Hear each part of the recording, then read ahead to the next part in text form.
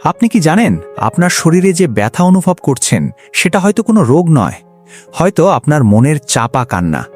আপনার সব medical report normal, কিন্তু শরীর বলছে সে অসুস্থ। কেন এমন হয়? আজকের এই 3 মিনিটের ভিডিওটি আপনার এবং আপনার প্রিয়জনের জীবন বদলে দিতে পারে। রাত 3টে, আয়েশা জেগে আছে, পেটে তীব্র ব্যথা। তৃতীয়বার ডাক্তার দেখাচ্ছে এই মাসে, কিন্তু সব রিপোর্ট নরমাল। ডাক্তার বলছেন শারীরিকভাবে আপনি সুস্থ, কিন্তু ব্যথা তো সত্যি। তাহলে কি হচ্ছে? উত্তরটা লুকিয়ে আছে তার অবচেতন মনে। যে দুশ্চিন্তা সে কাউকে বলেনি, যে চাপ সে হাসি মুখে লুকিয়ে রাখে, সেটাই তার পেটে ব্যথা হয়ে ফিরে আসছে। মেডিকেল সায়েন্স এটাকে বলে সাইকোসোম্যাটিক ডিসঅর্ডার। সহজ ভাষায় বললে, মন যা বলতে পারে না, শরীর তা দেখিয়ে দেয়। শুনুন, আপনার শরীর আর মন আলাদা নয়, এরা একে অপরের সাথে 24 ঘন্টা কথা বলছে। যখন আপনি দুশ্চিন্তা করেন, মস্তিষ্ক কর্টিসল নামক স্ট্রেস হরমোন নিঃসরণ করে। এটি আপনার হজমতন্ত্রকে ওলটপালট করে দেয়। ফলাফল, পেটে ব্যথা, গ্যাস, আলসার।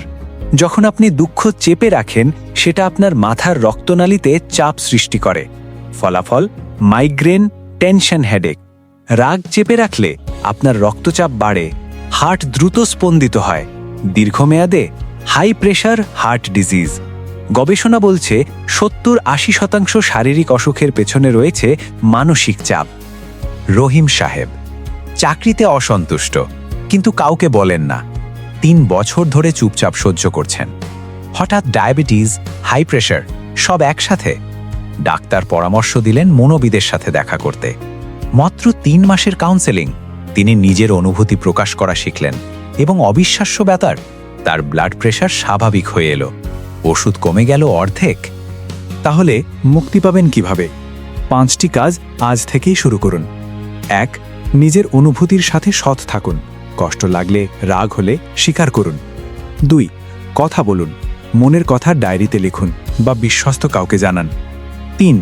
নিয়মিত মেডিটেশন বা গভীর শ্বাস নিন। দিনে মাত্র 10 মিনিট আপনার স্ট্রেস লেভেল 40% কমাতে পারে। 4. নিয়মিত শরীর চর্চা করুন, হাঁটুন, যা মনের বিষ বের করে দেয়। 5. প্রয়োজনে প্রফেশনাল হেল্প নিন।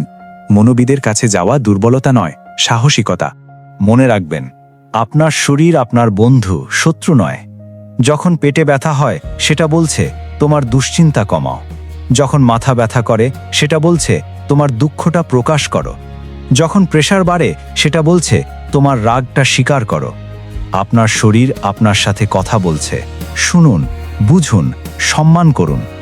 মানসিক স্বাস্থ্য মানে শারীরিক স্বাস্থ্য। আজ থেকেই শুরু করুন। নিজের কাছে সৎ থাকুন। অনুভূতি চেপে রাখবেন না, কারণ সুস্থ মন মানে সুস্থ শরীর। এই ভিডিও কাউকে সাহায্য করতে পারে মনে হলে শেয়ার করুন। আর আপনি কিভাবে মানসিক চাপ সামলান, কমেন্টে জানান।